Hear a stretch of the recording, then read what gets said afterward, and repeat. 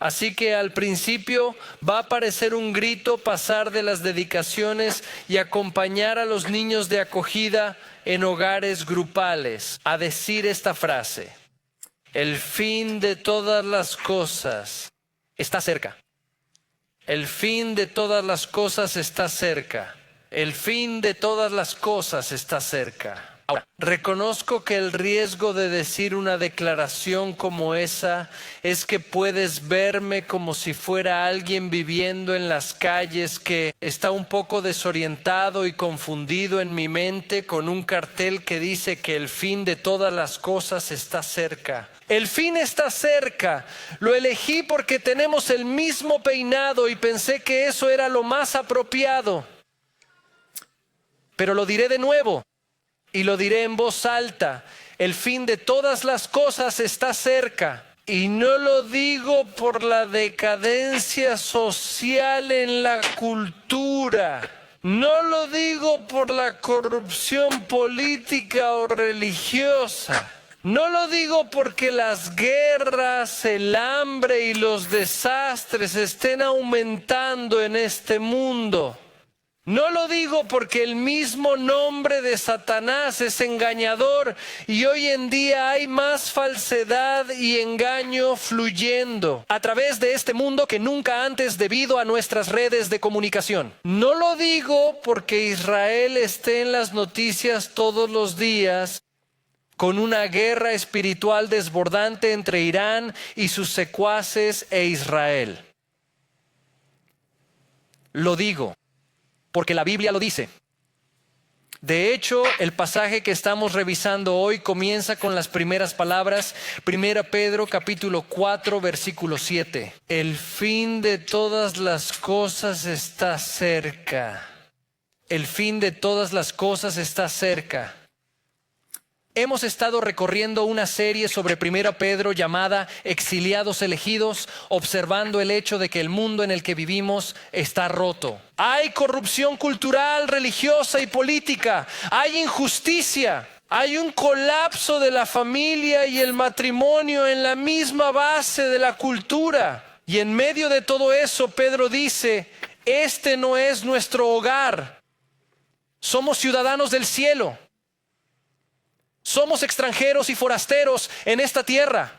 Entonces, ¿cómo vive alguien que es ciudadano del cielo también como ciudadano de este mundo? Nos ha estado dando algunos ejemplos muy prácticos. Y hoy él comienza a resumir una verdad que lleva hasta el final del libro. Así que hoy estamos concluyendo esta serie y de la manera en que se han desarrollado los pasajes, en realidad se supone que debo cubrir el capítulo 4 y el capítulo 5. Así que haremos 1 Pedro de nuevo en el futuro. Pero hay un pasaje en medio del capítulo 4 que de alguna manera llega al corazón de una conclusión que se extiende a través de los capítulos 4 y 5 y comienza con esas palabras: el fin de todas las cosas está cerca.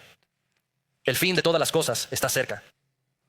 Estás viviendo en los últimos días. Estás viviendo en los tiempos finales. Y luego dice: por lo tanto, el fin de todas las cosas está cerca. Por lo tanto, versículo 7. Nos da entonces algunos consejos prácticos para vivir en los tiempos finales, viviendo en los últimos días. Así es como se supone que debes vivir. Y nos va a dar 4 principios en 5 versículos. El primero, que debemos estar enfocados en la oración. El segundo, que debemos amarnos unos a otros con afecto. El tercero, invitar a la gente a cenar. Y el cuarto, servir a los demás de manera sobrenatural. 4 principios, así que recorreremos esos esta mañana. Pero retrocediendo solo al comienzo de ese versículo, el fin de todas las cosas está cerca. El fin de todas las cosas está cerca. Podrías estar preguntando: ¿qué quiere decir con eso? Esto fue escrito hace casi 2000 años. ¿Estaba Pedro equivocado? Así que había un tipo llamado Harold Camping con Family Radio quien alrededor de 2010 tuvo una visión en la que supo que la Tierra llegaría a su fin el 21 de septiembre de 2011 y gastó 100 millones para anunciar eso en todo el país en ese entonces. Había 1,200 vallas publicitarias en todo el país. Había anuncios en autobuses, había marcadores de referencia. Encontré 3 verificables aquí en Tucson que decían que el 21 de mayo de 2011 era el último día que la Tierra iba a existir. Ese fue el día en que cayeron las bolas de fuego. Y el 22 de mayo, cuando la Tierra no terminó, fue entrevistado y dijo, bueno, cometí un pequeño error matemático. Se supone que es el 21 de octubre, no el 21 de mayo. Hay un proceso de destrucción de 5 meses. No sé qué dijo el 22 de octubre cuando la Tierra no se acabó. Probablemente fue entrevistado. No presté atención alguna porque evidentemente es un chiflado. Entonces, ¿es Peter un chiflado? Él dice que el fin de todas las cosas está cerca. ¿Qué quiso decir cuando dijo eso? Nos obsesionamos cuando escuchamos tiempos finales o últimos días, estas cosas. Nos obsesionamos con pensar en el futuro y en algún tipo de momento que está por venir. Pero bíblicamente, ese no es el caso. Los tiempos finales, los últimos días, el fin de todas las cosas, los tiempos finales comenzaron cuando Jesucristo nació en este mundo y llegarán a su conclusión cuando Él regrese nuevamente. Los tiempos finales, los últimos días, son los días entre la primera y la segunda venida de Jesucristo.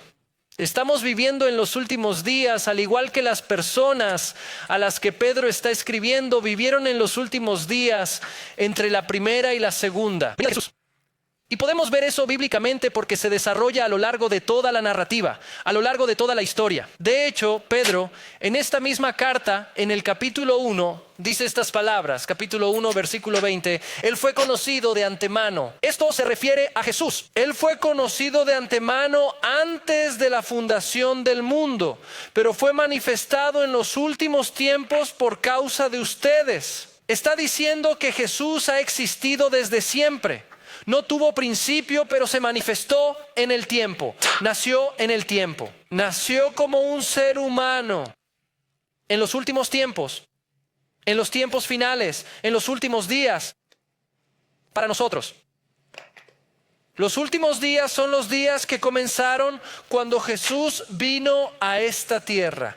Consideren el libro de los Hechos. Pedro está enseñando y en el libro de los Hechos en Pentecostés está dando un sermón y cita al profeta Joel. Y dice esto es Hechos capítulo 2, comenzando en el 16. Pero esto es lo que fue dicho por el profeta Joel. Y en los últimos días sucederá, declara Dios, que derramaré mi espíritu sobre toda carne, y vuestros hijos e hijas profetizarán, y vuestros jóvenes verán visiones, y vuestros ancianos soñarán sueños. Estos son los tiempos finales, estos son los últimos días, y el mismo derramamiento del Espíritu Santo en Pentecostés fue prueba de ello. Cumplió con los profetas del Antiguo Testamento, dice Pedro. Déjame dejar a Pedro por completo, ir a un contexto completamente diferente. El libro de Hebreos, un autor completamente diferente, un contexto completamente diferente. Hebreos comienza con estas palabras. Hace mucho tiempo, en muchas ocasiones y de muchas maneras, Dios habló a nuestros padres por medio de los profetas, pero en estos últimos días nos ha hablado por su Hijo, a quien nombró heredero de todas las cosas, por medio de quien creó el mundo. Los últimos días, los tiempos finales de la Biblia, son los tiempos entre la primera venida de Cristo y la segunda venida de Cristo. Vivimos en los tiempos finales, vivimos en los últimos días.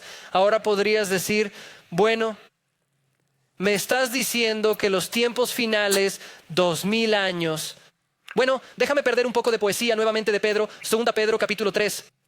Pedro dice, 1000 años son como un día para el Señor. Solo un día. Así que si usas las matemáticas poéticas de Pedro, realmente solo han pasado 2 días desde que estamos en los tiempos finales. Pero lo que esto significa es que Jesús podría regresar ahora. en este momento, en este segundo, ahora. No hay nada más que deba suceder antes de que Jesús regrese. Podría regresar en este mismo momento y podría regresar en 2 días más o en 2000 años, no lo sabemos. Pero Pedro está diciendo, viviendo en los últimos días, en los tiempos finales, así es como tienes que vivir. Esto es todo. Y el primer principio en este pasaje es que debemos estar enfocados en la oración. Debemos estar enfocados en la oración. Volviendo a 1 Pedro capítulo 4, el fin de todas las cosas está cerca, por lo tanto, sean sobrios y con dominio propio por el bien de sus oraciones. Por el bien de sus oraciones. Y utiliza esta analogía, contrastando poéticamente con la embriaguez. Entonces, una persona ebria es alguien cuya mente está entumecida. Se duermen ante las realidades que los rodean. Y él dice, si estás viviendo en los últimos tiempos, tu mente puede entumecerse. Puede distraerse tanto con los entretenimientos y mensajes del mundo que te duermes ante la era en la que vives. Así que enfócate en la oración, dice, o serás absorbido por el mundo que te rodea. Serás entumecido por el mundo que te rodea. Así que enfócate en la oración.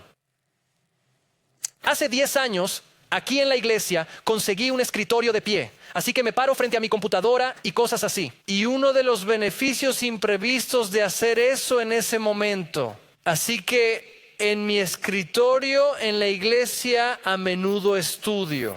Y hay un tipo de estudio que hago en mi escritorio porque tengo herramientas de idiomas y cosas así en mi computadora. Así que si estoy haciendo alguna traducción, todo ese tipo de cosas lo hago en mi computadora. Pero también hay un tipo de estudio que hago lejos de eso, donde solo estoy leyendo devocionalmente. Y quiero que el Espíritu Santo me inunde en un pasaje y empiece a hacer preguntas y escribo cosas. Y para eso voy y me siento. Y así, a veces estoy en mi escritorio. Solía orar en mi escritorio, estudiar en mi escritorio, tener tiempo de devoción en mi escritorio. Ahora estoy de pie cuando estoy en mi escritorio. Pero luego hay momentos en los que si voy a orar o simplemente leer devocionalmente, me alejo de mi escritorio y voy a sentarme en una silla. Y la diferencia entre ellos es astronómica. Porque en mi escritorio tengo correo electrónico y usamos Microsoft Teams. Oh, la pesadilla de mi existencia. La cantidad de mensajes que recibes cada día, como si recibo 200 al día, es sustancialmente más de lo que soy capaz de prestar atención. Así que si estoy de pie en mi escritorio y estoy rezando o leyendo las escrituras de manera devocional, recibo estas notificaciones de correo electrónico y de Teams. Está parpadeando todo el tiempo y recibo un mensaje y lo miro de reojo y lo dejo pasar. Miro ese. Oh, necesito prestarle atención y me meto de lleno. Y Pedro está diciendo, tenemos que estar enfocados desde la oración.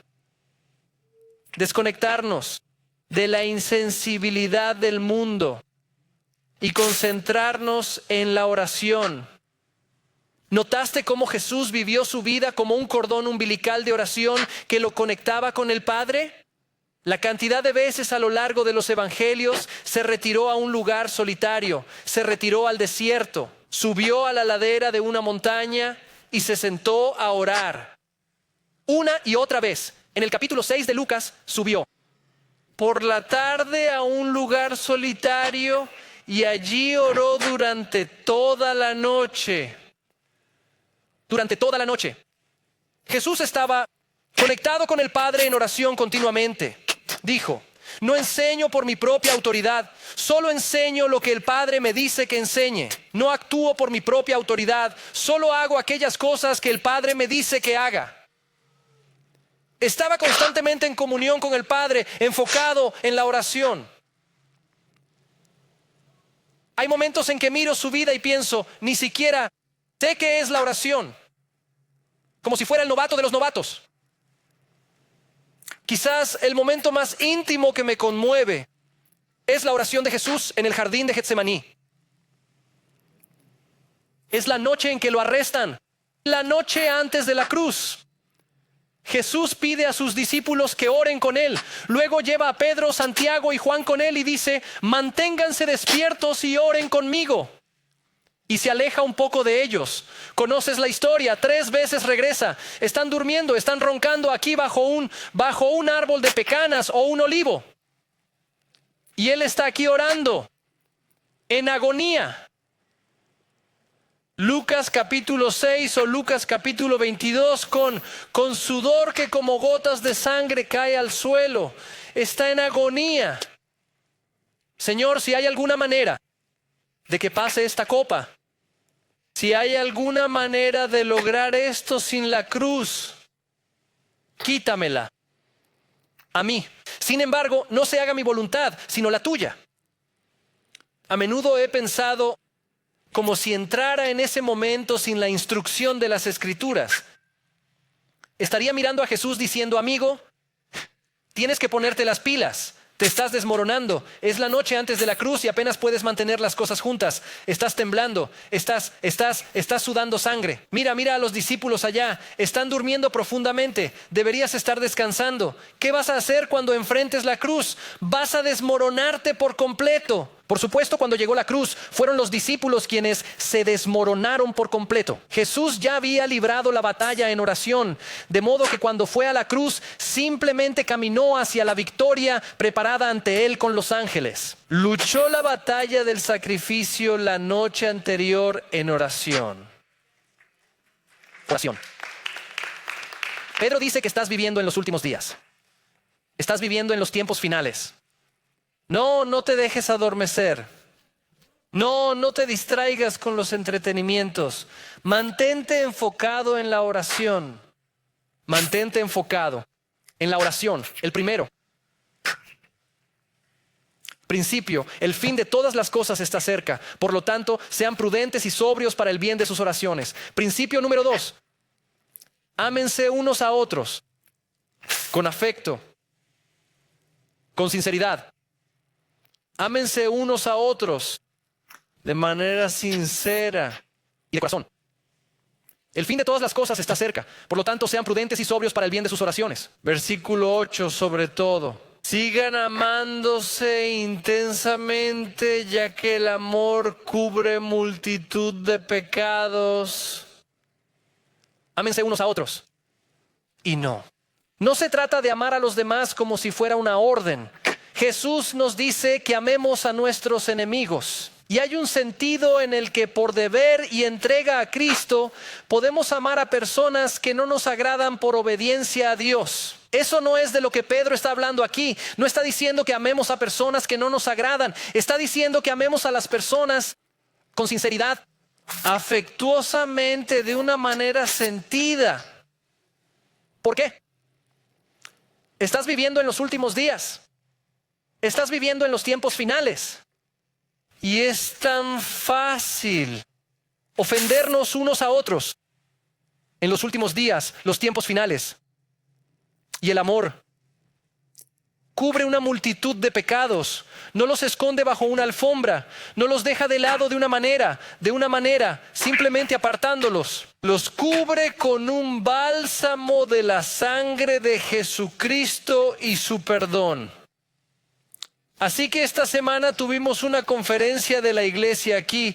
Somos parte de una red de iglesias y esa red se reunió. Así que el domingo por la tarde, el lunes y el martes había alrededor de 150 personas. Digamos más de 60 pastores aquí en esta sala para enseñanzas, ánimo y compañerismo, sus talleres, todo eso. Y nuestra iglesia lo organizó. Así que si fuiste parte de eso, un enorme agradecimiento. Como no sé cuántos sirvieron, ¿sabes?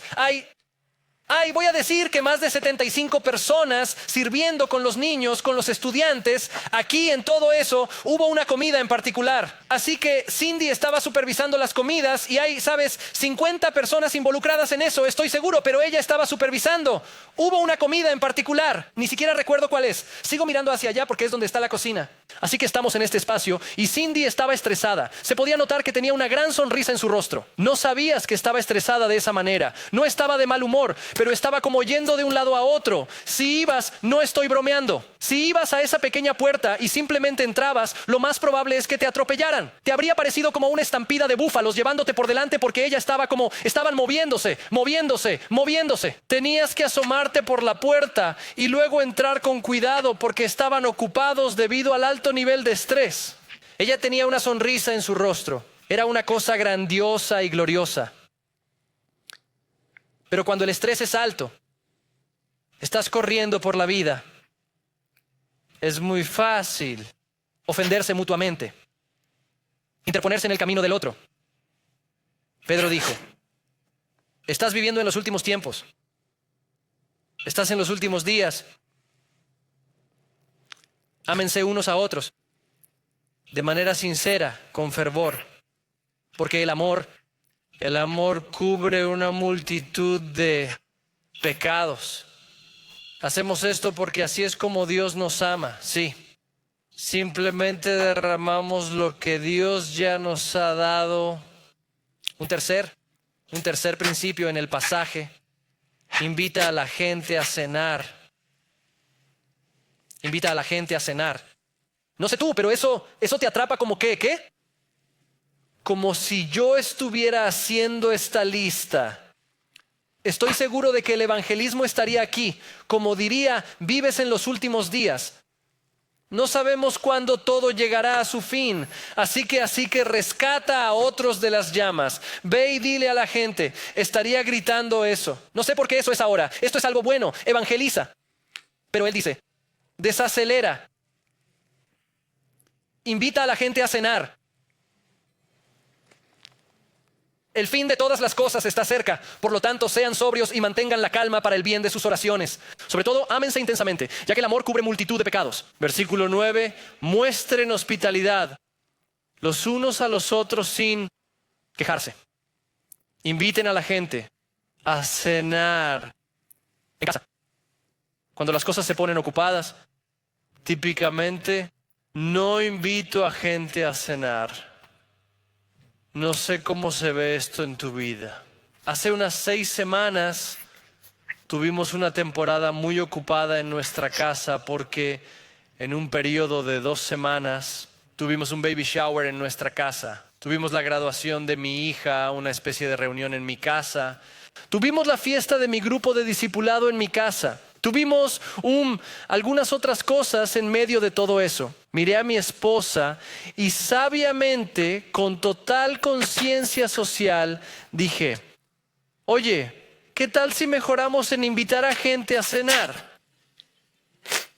Y él dijo, pasemos esta temporada y luego hablamos. Entonces ella dijo, se queda en el camino. Pero te preguntas, ¿es algo importante para Pedro aquí? Es el fin de los tiempos, son los últimos días. No olvides esto. No olvides invitar a gente a casa.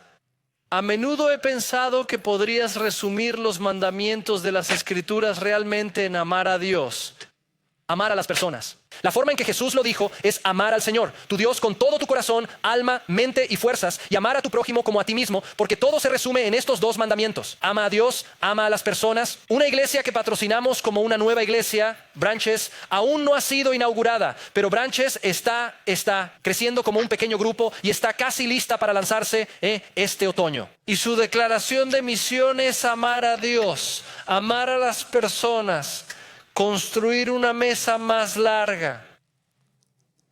Y me encanta la poesía de eso. Nosotros tenemos eso en nuestra propia declaración de misión, cuando decimos cultivar una comunidad que disfruta de Dios y transforma el mundo a través del Evangelio. Cultivar una comunidad no es solo algo cálido y acogedor al principio de eso que de alguna manera olvidaríamos. Es un recordatorio de que esto es gente. No somos una iglesia de servicios de adoración, somos una iglesia y la iglesia involucra a las personas. Así que mi hija se mudó, se graduó en mayo pasado y se mudó a Colorado. Y un Después de todas las lágrimas, sabes, ella está muy bien. Pero si le preguntaras, incluso hace 2 semanas, ¿cómo estás? Ella diría, hombre, el trabajo es genial, el hogar es genial, el vecindario es genial, todas estas cosas son geniales. Pero seguro que extraño la nueva vida. Eso es lo que diría. Algunas personas de Nueva Vida la visitaron hace aproximadamente 1 mes. Y después de que se fueron, nos llamó llorando. Eran lágrimas de felicidad. Era como, oh hombre, cómo extraño la nueva vida. Porque por primera vez en su vida no tiene una iglesia a la que llamar hogar y lo está sintiendo. Así que la semana pasada estaba probando una nueva iglesia. La pusimos en este camino, ¿sabes? Para visitar aquí durante 1 mes, ese tipo de cosas. Así que la semana pasada ella comenzó en esta nueva iglesia y... ella escribe esa noche y dice... Así que me invitaron a un grupo pequeño que se reúne en mi vecindario y bla, bla, bla. Ella está hablando de eso y conocí a esta persona, bla, bla, bla, bla, bla. Y luego hoy aún no he escuchado porque estoy aquí, pero ella dijo, así que el próximo domingo, hay un miembro del personal en la iglesia. De hecho, van a reunirse conmigo para tomar un café y luego iremos al servicio juntos. Y pensé, Epel es iglesia. Asistir a los servicios de adoración solo sin Epel no es iglesia. Cuando estábamos buscando iglesias para ella, recuerdo haber tenido esta conversación. Había 2 al principio que ella iba a visitar y le dije, así que esta puedo decir que es doctrinalmente sólida. La doctrina es una gran prioridad para ellos. Va a ser una iglesia de tipo enseñanza. Así que esta otra, la doctrina es simplemente menos importante. No es una iglesia de enseñanza. Al final del día para ti, le dije esto a mi hija. Le dije, estás castigada. Realmente no creo que nada de eso importe. Perteneces a una iglesia donde te conectas, donde hay relaciones y amistades y están creciendo juntos.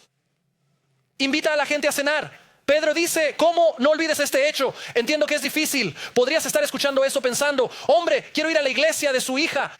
Ella ha estado como, no me invitaron a un grupo pequeño la primera semana. ¿Estás bromeando? Eso es difícil, salir al café la primera semana. Lo entiendo.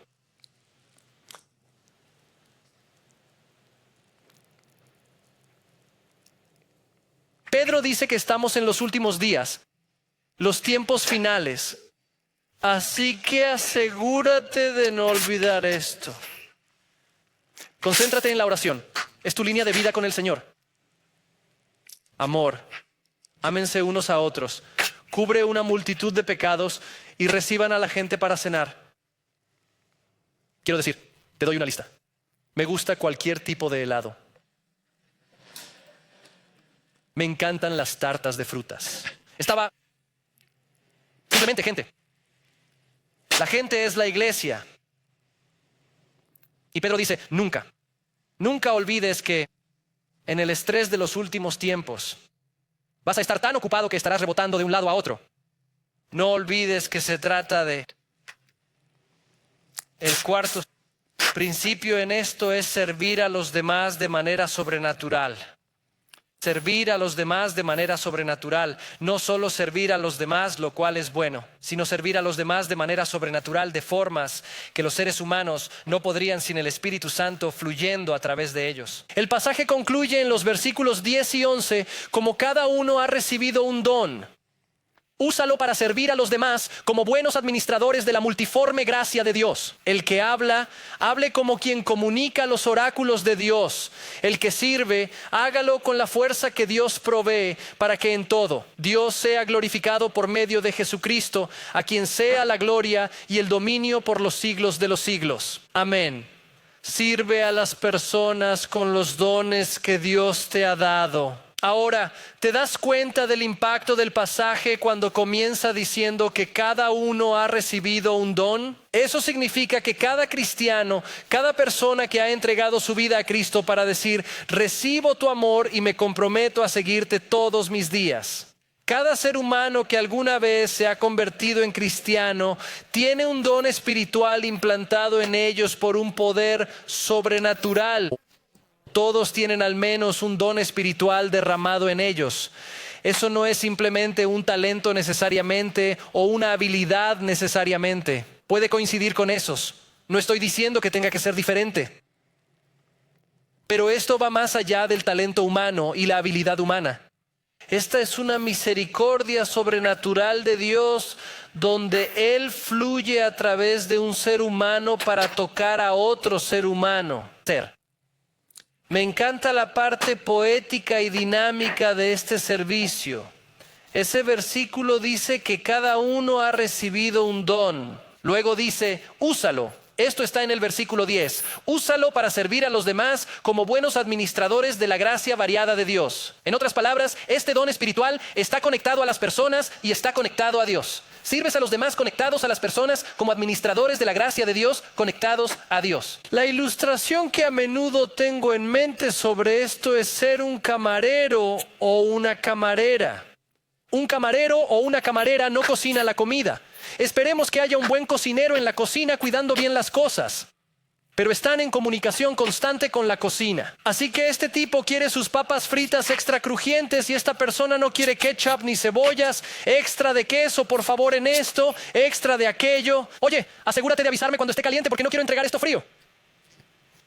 Se lo merecen caliente. Así que estás en contacto constante con la cocina y en medio de la cocina lo sirve, lo tomas y luego simplemente lo llevas con una sonrisa en la cara y se lo llevas a la gente. Esos son dones espirituales. Dios coloca dones espirituales en nosotros y nos llama a la cocina. Él dice, tengo el cuenco de misericordia más hermoso que quiero derramar sobre ese niño. Aquí, tómalo. Tengo un sustento abundante, satisfactorio para esta familia. Lo necesitan. ¿Están tan hambrientos? ¿Lo llevarías con compasión y se lo entregarías a esas personas? Y así vamos con nuestros dones al Padre. Él nos carga y lo llevamos a la gente. Espero que estemos disfrutando esto. La primera vez que bebí de su misericordia. Beber de la misericordia del Señor. Y la llevamos a las personas. Eso es lo que son los dones espirituales. Cada uno de nosotros los tiene. Ahora quiero hacer una pequeña advertencia aquí. Podrías escuchar este sermón y podrías sentirte culpable en los 4 aspectos. ¿Cómo? Bueno, ¿rezo lo suficiente? No. ¿Amo lo suficiente? No. ¿Invito a la gente a cenar lo suficiente? No. ¿Utilizo mis dones espirituales tan bien como debería? No. ¿Cómo? Aquí está la cosa. Si solo tomo el tema de la oración, esto es fácil. No levantes la mano ni nada específico. Pero si dijera, ¿quién aquí está rezando lo suficiente? Levanta la mano. ¿Qué es suficiente? Como, no. Vamos a lavar la culpa. No se trata de que no cumplamos. Hay 4 dinámicas en este pasaje. Ni siquiera quiero que salgas de esta habitación pensando que vas a aplicar las 4. Elige una o 2 cosas. No sé cuáles son esas. Podría ser que escuches esto y te sientes en la palabra de Dios y sientas su espíritu. Y podría ser que sientas un impulso en la oración. A medida que Dios te impulsa, sabes, estás orando antes de las comidas. Estás orando un poco antes de dormir, pero es como 8 minutos y medio al día. ¿Podrías estar más enfocado conmigo en la oración? Tal vez te sientas convencido. Tu mente está ocupada en las noticias del mundo y los entretenimientos del mundo, pero no está enfocada en la oración. Tal vez la aplicación para ti. Señor, ¿me ayudarías a crecer en la oración esta semana? Tal vez escuches amarse unos a otros sinceramente y hasta se te ocurrieron un par de personas que no son fáciles de amar y pensaste, no. Tal vez, si estás tú y Dios en una habitación estás genial, pero en el momento en que se abren las puertas y entran otras personas, ya no estás tan bien. Tal vez el empujón para ti está en ese ámbito. Señor, incluso trajiste a la mente a un par de personas. ¿Cómo puedo amarlos bien de tal manera que el pecado quede cubierto? Tal vez sea invitar a la gente a cenar. Hospitalidad, como sea que eso se vea en tu vida para decir, yo necesito priorizar a las personas. Me he vuelto tan ocupado que simplemente hemos dejado que las personas se deslicen. ¿Cómo puedo, Señor? Incorporar más a las personas en mi vida. ¿Cómo puedo lanzarme? O tal vez escuchas esa última pregunta. Piensas, ni siquiera sé cuál es mi don espiritual. O solía saber cuál era mi don espiritual, pero la vida ha cambiado tanto. Ni siquiera sé si es el mismo o si todavía tengo ese don. No lo sé. Como iglesia, incluso tenemos eso, ya sabes. Así que los siguientes pasos lo escuchas cada semana. El primer paso fuera de la mesa. Luego los siguientes pasos. El siguiente paso es nuestro camino hacia la asociación. Es una de las cosas que haces para convertirte en socio de la iglesia. Y una parte del siguiente paso es tratar de acompañar a cada persona y ayudar a discernir cuáles son nuestros dones espirituales. Eso es parte de ello. Pero cada 2 meses más o menos, los siguientes pasos son el 13 de septiembre. De vez en cuando dije 4 horas en el primer servicio, ustedes están bendecidos porque obtienen la respuesta correcta. Así que tenemos estos talleres sin envolver para ayudar a las personas a descubrir sus dones espirituales. Y dije 4 horas y las personas que lo hacen estaban como 45 minutos. Dile a la gente 4 horas. Nadie vendrá a eso. Así que en realidad son 45 minutos, pero es un taller de 45 minutos. Para ayudar a descubrir los dones espirituales porque es importante. Pedro dijo, vives en los últimos tiempos. Estás en los días finales. Enfócate en la oración. Ámense unos a otros afectuosamente, sinceramente, de todo corazón.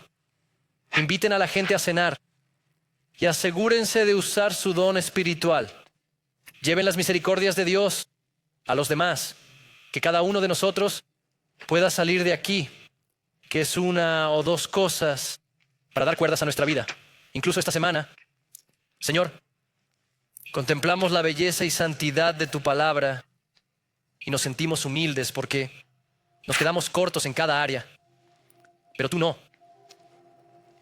Tú nos sostienes perfectamente en tu línea de vida. Nos amas perfectamente. Nos das una gracia asombrosa para ser hospitalarios. Derramas dones en nosotros que ni siquiera nos damos cuenta. Mientras pedimos tu ayuda, mientras dependemos de ti esta semana, podrías derramarte a través de nosotros. Y no solo hacer que tu amor toque a otras personas, sino también hacer de este mundo un lugar mejor. En el precioso nombre de Jesús oramos. Y todos dijeron juntos, amén y amén. Vamos a cantar mientras cerramos.